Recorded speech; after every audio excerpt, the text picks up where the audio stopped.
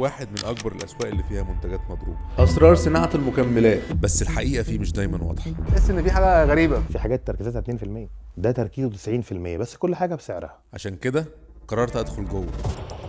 دخلت واحدة من أكبر الشركات في السوق عشان نعرف الحقيقة، هل عمرك تخيلت البروتين بار بيتعمل إزاي؟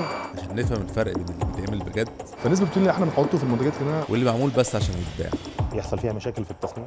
الفيديو ده عشان تعرف ايه اللي بيدخل جسمك. غير كده الجسم مش هيتقبله وهينزل على طول. المواد الخام اللي جوه ما شفتش حد يعني بيتحرى فيها الجودة العالية يعني. لو بتاخد مكملات إيه المكملات اللي أنت بتاخدها؟ أو ما تعرفش عنها حاجة، تسمع المكملات الغذائية؟ لا خالص بصراحه. الفيديو ده ليك. يلا بينا. من زمان وانا دايما بسمع في مصر ان المكملات دي اكتر حاجة بتتضرب في الاسواق، وان مفيش براند مصري ممكن تثق فيه، وان كل الحاجات اللي انت ممكن بتشتريها دي هي مش حقيقية، وان هي بودرة وكاكاو وكلام من ده، وان حتى الفيتامينات اللي بتتعمل دي الكواليتي بتاعها مش كويس. فبقى الواحد عنده شك في كل حاجة، بقى عنده شك في كل المنتجات اللي هو ممكن يشتريها اللي هي المفروض ان هي تبقى صحية. نزلنا بقى الشارع نشوف الناس في الشارع عندها خلفية ووعي عن موضوع المكملات ده ولا لا. خلينا نشوف. بتاخد مكملات؟ لا ما جربتش قبل كده؟ لا نهائي. ما فكرتش تجرب؟ لا. تاخد مكملات؟ يعني ايه؟ مكملات غذائية. تسمع المكملات الغذائية؟ اسمع انا بس ما باخدهاش. ما جربتش قبل كده؟ لا خالص بصراحه، هكدب عليك. جربت مكملات قبل كده؟ مكملات غذائية؟ لا صراحة ما جربتش؟ لا. ليه بقى؟ ما كله قال لك مضرة وكده. مضرة؟ ايه يعني سمعت حد قال لك ان هي مضرة؟ كذا حد قال لي ان هي مضرة وان الطبيعي بروتين بس. البروتين الطبيعي؟ لكن البودرة والحاجات دي لا؟ لا مضرة. لا هي مش مضرة. انا مش عارف. انت محتاج تبحث بقى في الموضوع ده. زي ما سمعنا من الناس في الشارع، كان مهم جدا اعرف راي الرياضيين، الناس اللي بتروح الجيم وبتتمرن، هل هي فعلا بتستخدم مكملات غذائيه ولا لا. بتاخد حاجه؟ تاخد ايه؟ انا عشان عندي 50 سنه فباخد زنك، باخد كالسيوم، باخد بوتاسيوم، فيتامين سي، فيتامين دي، دول اهم حاجه عندي. يعني انت عندك حاجات اساسيه بتاخدها؟ بعد تقدم العمر بيبقى لازم بتكمل من بره الفيتامينات. بقالك قد ايه بقى بتاخد الحاجات دي؟ انا بقالي حوالي 10 سنين. طب حسيت بفرق؟ طبعا، بالاخص في الزنك والكالسيوم وفيتامين دي. الكالسيوم عشان العظام لازم، المفاصل. فيتامين سي طبعا لو اي نزله برد. انت شايف اصلا ان الفيتامينات دي للرياضيين بس ولا؟ لا طبعا، لا مش للرياضيين بس، لو حد عنده نقص في مالتي فيتامين بره بياخده، وخصوصا لو بعد سن ال 40 حتى لو ما بيلعبش رياضه لازم برضه في حاجات لازم يدخلها من بره. ايه المكملات اللي انت بتاخدها؟ كرياتين وسيترولين. باخد زنك، مغنيسيوم، باخد مالتي فيتامينز. حضرتك كام سنه؟ 50. ما شاء الله. مش باين عليك، مش باين عليك. الحمد لله رب العالمين. طب حاسس ان المكملات دي فرقت معاك؟ طبعا فرقت معايا جامد. بتاخد مكملات؟ زي الاوميجا 3 بقى والحاجات دي. يعني كرياتين بس. والله كرياتين بس. بتجيب بقى منتج اجنبي ولا منتج مصري؟ هل بيفرق معاك اصلا حته المنتج؟ لا مصري او اجنبي شغال؟ اه طب المنتج المصري ولا الاجنبي؟ ما بتفرقش عامه. في براندات مصريه طلعت جامد قوي. بما انك انت بتاخد مكملات، في فرق بين المنتج المصري وبين المنتج الاجنبي؟ الصراحه يعني ما جربتش مصر. ما جربتش المصري؟ ما جربتش مصر خالص، ما بجيبش. ليه بقى؟ عقدة الخواجه. بس للامانه برضه للامانه اعرف ناس كتير جربوا المصري وما ببطلوهوش وما اتضايقوش منه وما اشتكوش منه. الشركات المصرية اللي في مصر بتصنع وبتعمل منتجات مالتي فيتامينز ومنتجات صحية هي قليلة، مش شركات كتير. فكان عندنا فرصة ان احنا نروح ونسمع من واحدة من اكبر الشركات اللي بتعمل المنتجات دي، وهي شركة اورجانيك نيشن. البراند نفسه معمول مستهدف من اول الاطفال لغايه الناس الكبار في السن. اي حد مهتم بالحياه الصحيه وبالبدائل الصحيه، اللي عاوز يستعمل اكل او سناكس في يومه العادي وتكون بتتوافق مع الحياه الصحيه، يعني ما فيهاش سكر، طاقتها الغذائيه عاليه، فيها النيوتريتس الاساسيه، هيلاقي الاختيار بتاعه عندنا لاين اسمه نوتراسيوتيكال ده اللي هو كل ما هو كبسول وتابلت وسوفت جيل بنصنعه. متقسم عندنا مينز هيلث، وومنز هيلث، فايتال، اسينشال، لونجيفيتي. يعني المينز هيلث جواه مالتي فيتامين، جواه منتجات لصحه الرجل. الوومنز هيلث جواه حاجات للشعر، بيوتين، جواه كولاجين، جواه هيلورونيك اسيد، حاجات تخدم الست، وهكذا.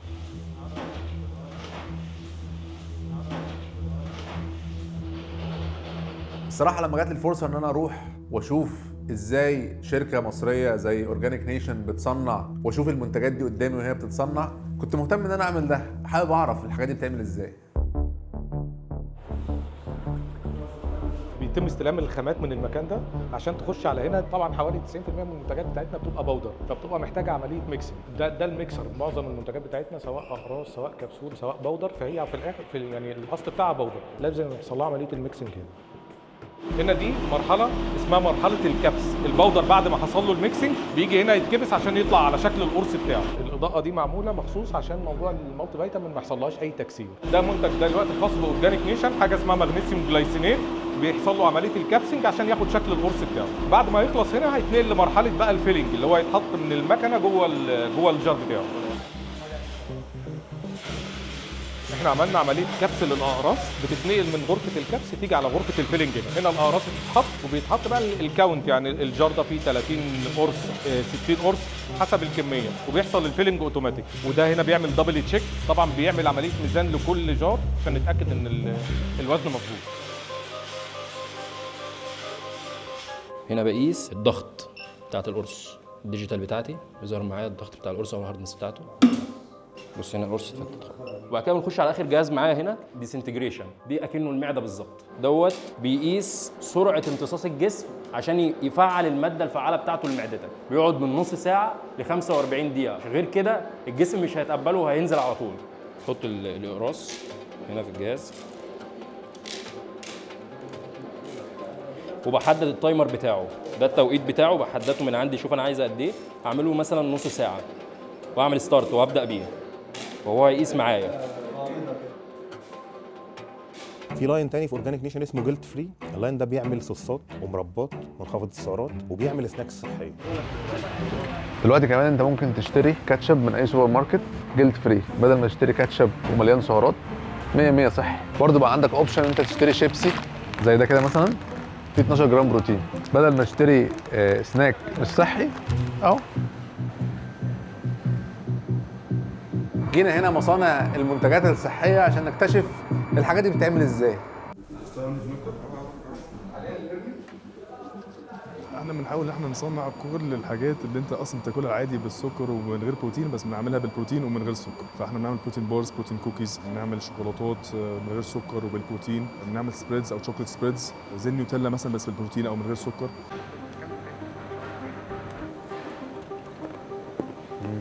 بتحمص تمام. مرحله الكرمله هي اللي بتدي للوز معانا طبقه الكراميل اللي عليه دي. بعد ما بيحصل له عمليه الكرمله بيبدا يجي هنا عمليه اسمها عمليه التفصيص، يتفصل زي ما احنا شايفين كده عشان يبقى كل واحده لوحديها واخده طبقه الكراميل بتاعتها، ما بيبقوش لازقين في بعض، عشان يبدا يخش على المرحله اللي بعديها مرحله الحشو في القوالب.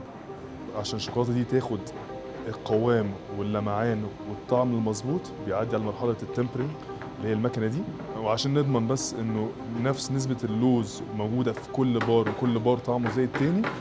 احنا في المرحله دي نوزن الاضافات عشان كل بار ياخد نفس النسبه المطلوبه. المفروض يطلع كام بقى؟ المفروض يطلع 35 جرام في القطعه. تاني جرب واحده تاني. فكره البروتين بارز والشوكولاته اللي انتوا عاملينها هنا دي، لازم انت كنت تكون بتروح الجيم عشان تاكل الحاجات دي، ولا عادي الناس العاديه المفروض انها تاكل الحاجات دي اصلا؟ لو انت عديت على اي بنزينه دلوقتي او اي سوبر ماركت هتلاقي ارفف دلوقتي اللي فيها بروتين بارز او حاجات اللي هي غنيه البروتين بقت اكتر من الحاجات العاديه. هو اصبح دلوقتي ان احنا الناس كلها عارفه ان احنا كده كده مش هنبطل سكر او مش هنبطل ناكل شوكولاتات، بس ليه ما نحطش القيم الغذائي اللي كده كده جسمه مطلوب او محتاجه في اليوم زي البروتين في حاجات كده تخلي الناس تعرف تاخد نسبه البروتين ده بطريقه اسهل او فيها شويه يعني متعه في الاكل يعني. فنسبه البروتين اللي احنا بنحطه في المنتجات كلها مستخلصه من البان، فكانه هو واخد البروتين المركز اللي في اللبن اللي كده كده انت بتشربه وبتحطه في البروتين بار بالشكل يخلي الموضوع اسهل في الاكل. انا دايما عندي مشكله في موضوع البروتين بار ده، بيبقى طعمه مش احلى حاجه. فخلينا بقى نشوف هنا اللي موجود طعمه عامل ازاي.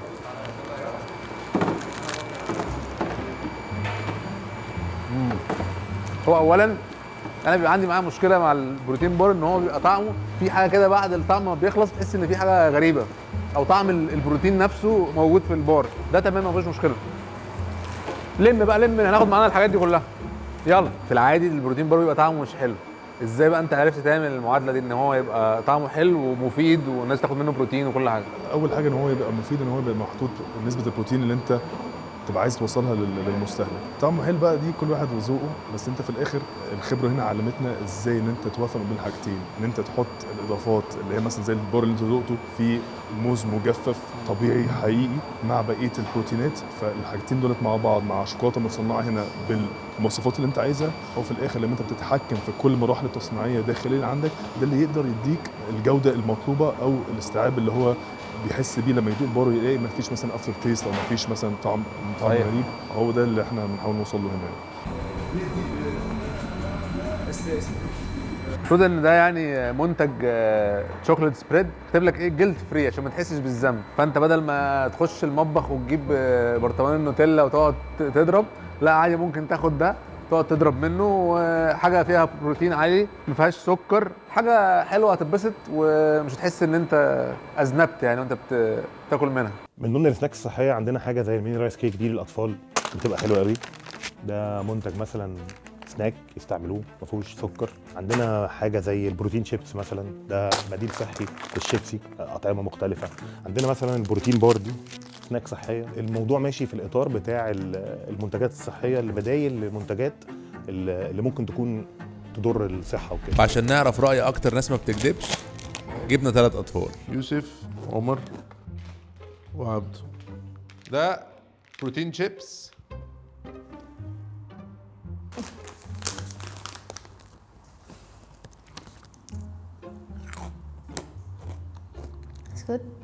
حلو. تديله كام من 10؟ 8. 8؟ لو معاك فلوس تشتريه؟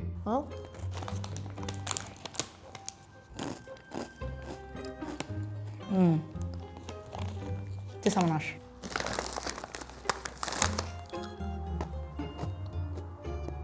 That's good. تديله قد ايه؟ 8 out of 10. ممكن تشتريه يعني من السوبر ماركت لو شفته؟ وده عارف ان ده فيه بروتين؟ في؟ دي رايس كيكس سناكس وفيها 23 كالوري. خد يا معلم.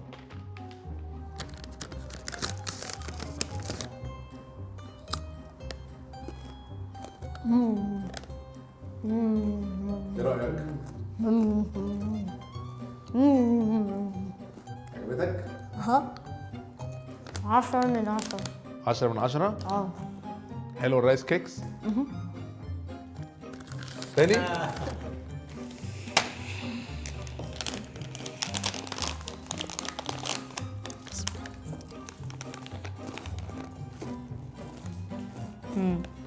ايه رأيك؟ حلو. عجبتك؟ تشتريها يعني ممكن تشتريها؟ طبعا. حلو. دي كام من 10؟ 8. 8؟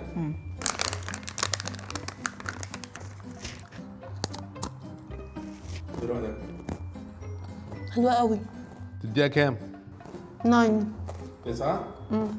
ده بروتين بار فيه 24 جرام بروتين 271 كالوري، يعني ده يعتبر وجبة كاملة ممكن أي حد ياكلها، فيها يعني القيمة الغذائية اللي أنت محتاجها. ده الشوكليت بار بطعم البلو بيري فيه 23 جرام بروتين.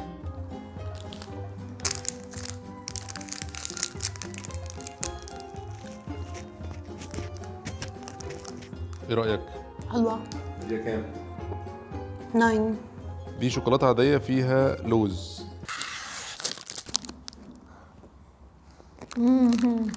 حلوة؟ حلوة قوي. 9. حلوة قوي. حلوة؟ تديها كام دي؟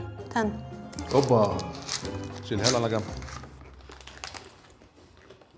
الناس باختلاف سنها واختلاف جنسها بتحتاج مكملات غذائيه؟ اكيد.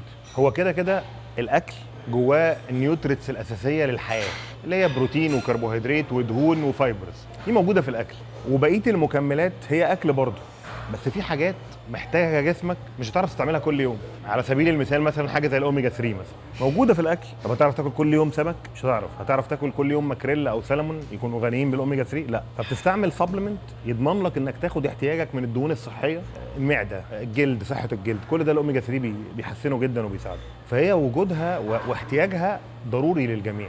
ده غير بقى طبعا السبلمنتس اللي بيكون ليها اثر طبي اللي هي حد عنده حاله معينه او عنده مشكله معينه والمكملات بتساعده عليها بدون اللجوء لادويه، زي الميلاتونين مثلا الناس اللي عايزه تنام من غير ما يستعمل حاجه يدمنها، زي مثلا الاشواجندا. الاشواجندا دي معجزه في التحكم في الكورتيزول ليفل اللي هو الهرمون الهدام اللي بيخليك صاحي تعبان وعندك فتيج دايما. الاشواجندا من اكتر الحاجات اللي بتكنترول عليه وتحطه في ليفلز قليله.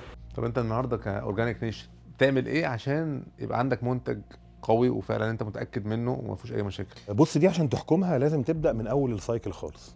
السايكل بتبدا ان احنا مؤخرا عملنا سبلاي تشين يونت عشان ما نشتريش خامات من السوق اللي موجود هنا، بنستورد حاجتنا من بلدها. انت عندك الموردين العالميين معروفين جدا وعندهم جريدز كتيره جدا في المواد الخام، انت اللي بتختار عاوز تجيب لعميلك. محدش بيتخدع وهو بيشتري من بره، بيبقوا قايلين لك ده في مشكله في هيفي ميتال، ده التركيز بتاعه 2%، في حاجات تركيزاتها 2%، ده تركيزه 90%، بس كل حاجه بسعرها. فاحنا بنشتري اللي احنا عايزينه وبنشحنه على مصر. طيب الحاجه جت وضمنت ان هي انت اللي جايبها واصليه وعليها ستاندرايزيشن ومحللها وزي الفل، مش ممكن تديها للمصنع، المصنع يبدلها؟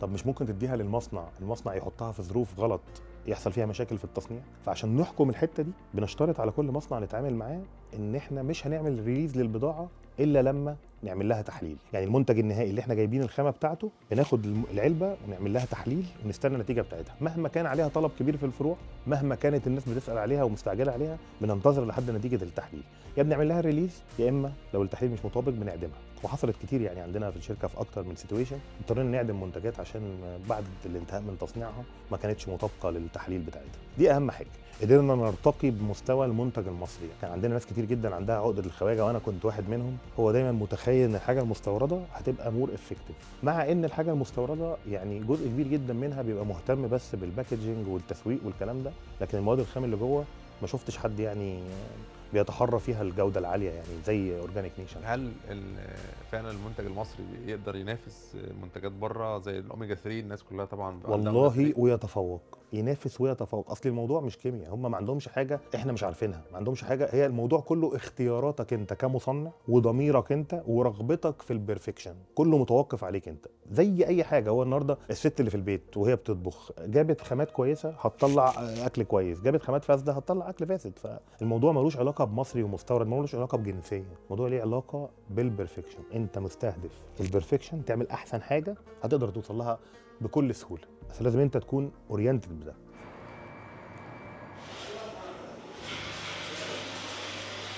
وفي النهايه المكملات موضوع يخص كل الناس، سواء بتلعب رياضه او ما بتلعبش، مش عشان كلنا محتاجين ناخدها، ولكن عشان اي حاجه بتخش جسمنا لازم نفهمها. لو ما عندكش علم اسال وافهم انت محتاج ايه فعلا، وامتى محتاجه وامتى لا. طب اهم حاجه في اخر الفيديو ده هناخد كام كرتونه؟